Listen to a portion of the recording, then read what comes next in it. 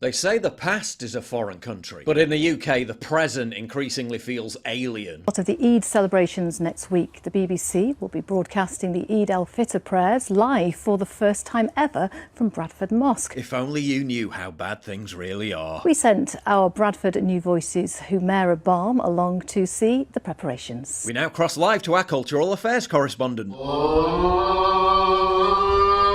Eid al-Fitr is a celebration that comes at the end of the month of Ramadan. Surely Muslims know that already. So who is this aimed at? This year, the Bradford Central Mosque are hosting something really special, and I'm here to find out more about it. They let you in? I'm meeting with the mosque's imam, who'll be leading the service on the day. Assalamu alaikum, Shaykh. Assalamu rahmatullah. How are you? I'm fine, thank you. Welcome to the mosque. What, no handshake? How important is it to have these broadcasts happen here in Bradford? We share this beautiful city. If by beautiful city you mean the most dangerous city in Europe. So this is the first ever time that kind of like religious prayer from a Muslim community happening inside a mosque. A big service like this has ever happened on mainstream terrestrial broadcasting in the UK, and probably in the West for that matter as well. Oh, the times they are a-changing.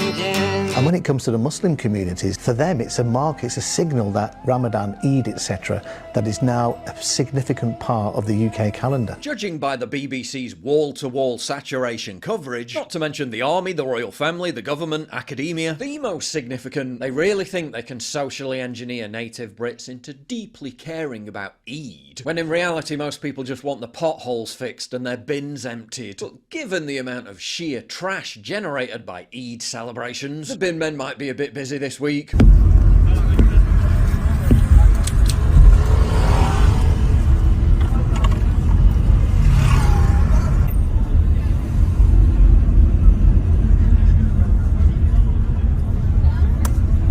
Noticing a common theme here. Coventry. This is a third world country, bro. Deep it for a second. This is someone's front garden. I don't think recycling exists here because what is this? I'm telling you, man, I'm convinced all the global warming is coming from this place, bro. Yay, look, more rubbish. If your girl ever calls you trash, just bring a Coventry, bro. She'll change her mind. There's no way that's the mosque. The BBC will say it celebrates Eid out of respect for diversity and religious inclusivity. Strange then that a school in Hampshire scrapped its Easter celebrations entirely out of respect for diverse religious beliefs. Seems diversity has come to mean anyone except the native population. Seems inclusivity means deliberately excluding the majority. Oh, and the school's still planning to celebrate Refugee Week in June. This is the teacher who scrapped Easter for the sake of diversity in an area that's 89% white British and contains barely any ethnic minorities. Even if you manage to still live in a part of the country where it's almost non-existent, you and your kids will still feel the full force of diversity. Naturally, any rumblings of discontent towards the new way of things needs to be aggressively extinguished at its source. Toddlers who recognise the difference between men and women are now being kicked out of nurseries for transphobia. A toddler was suspended from a nursery after they were accused of being transphobic. The child is either 3 or 4 years old. A DofE, a Department of Education spokesman, said all pupils and staff should feel safe. What's more disturbing than the story itself? Mainstream media ignoring it. And out of 13 sources Ground News found covering this, only one article came from the left. This isn't some one-off issue. Data from the Department of Education shows nearly 100 kids were suspended for similar reasons. Yet most of you won't see that on your usual news feed. That's why I've partnered with Ground News for years now. They're the only app and website showing me the full picture on the most important issues. By gathering news from across the political spectrum, then breaking down each source's political lean and financial backing, I can see the world as it is, not as their biases want me to see it. Try it for yourself at ground.news/PJW via the link down below, or scan the QR code on screen. Ground News has helped dissipate all the overwhelming clutter on my social media. Instead of endlessly scrolling, trying to figure out what's important and what's spin, they show me the truth in one clear format. Best part is, Ground News isn't a new tool that you have to learn. They're a better version of the doom scrolling you're already doing. One look at their blind spot feed and you'll see how many neutral outlets actually lean left, and why they avoid stories like this one. I've never felt more informed and ahead of breaking news. Ground News has truly become an invaluable tool in shaping my daily news digest, and after reading your comments I know you'd benefit too. So I got my viewers 40% off the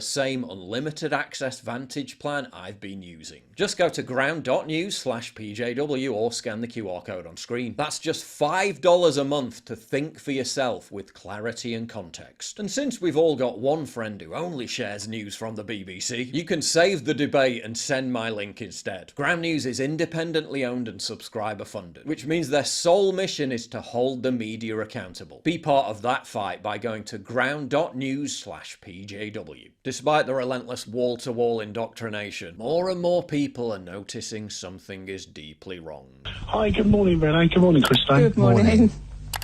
I just want to say that you were talking about Islamophobia earlier on, and I was sort of thinking to myself, how I think it might be a natural state of mind, because if you think that now in our country, I mean, I'm from London, I'm 47, I grew up in SE21, and when I was a kid, people were beaming messages on our Houses of Parliament. We didn't have anti-Jewish and anti-British marches in London. We hadn't imported FGM, honour killing, sham marriage, suicide bombing, the full veil, grooming gangs, all from the Islamic third world.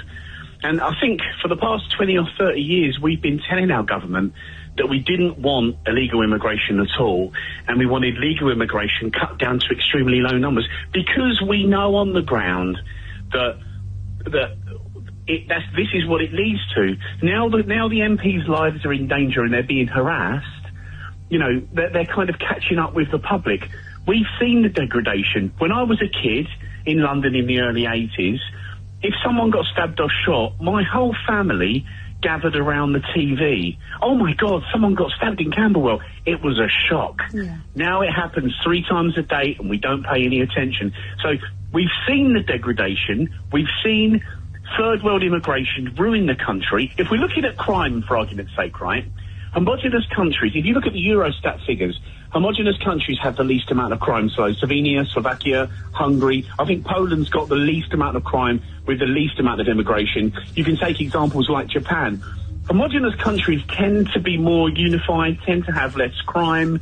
I think most people in this country are living in a country they didn't want or ask for. Furness in the Lake District, which has a Muslim population of 0.4%, yet for some bizarre unknown reason is building a £2.5 million Islamic centre. Why? For who? The 11 Muslims who live there, which will be better attended, the Lake District Mosque or the Glasgow bagpipe lessons. The government is basing policy on tackling youth radicalisation and violence on a fictional Netflix TV show centred on a working class white teenage boy, while simultaneously importing youth radicalisation and violence, which in reality looks like this. Shit, call the police. Sorry, all units are otherwise engaged.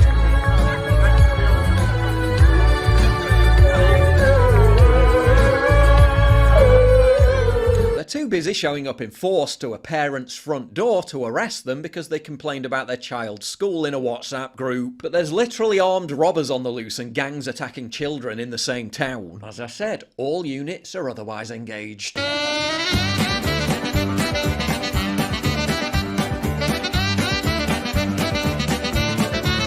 The justice system itself openly designates minority groups as a protected class, who even if they commit serious crimes will be given lesser sentences than the real scourge on UK society.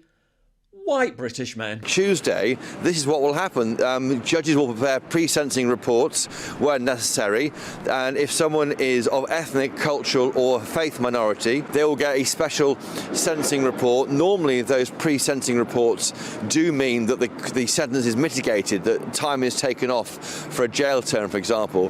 What it means, though, is that white men are going to be treated a lot tougher by judges from Tuesday compared to other groups in society. The literal nonce who assaulted a 13-year-old girl gets to remain in the UK because he's an alcoholic, and if he's sent back to Pakistan it might harm his human rights. Forget the past, present day UK is officially a foreign country. If you value what I do and you want to help support me, please visit pauljosephwatson.locals.com and either pledge a one-time donation or subscribe to join my community, get early access videos and message me directly. And exclusive live streams coming soon too. Promise. Check out the Locals link down in the description. And don't forget to take a look at the brand new website modernity.news. That's where you'll find all my content, including exclusive articles. That's modernity.news.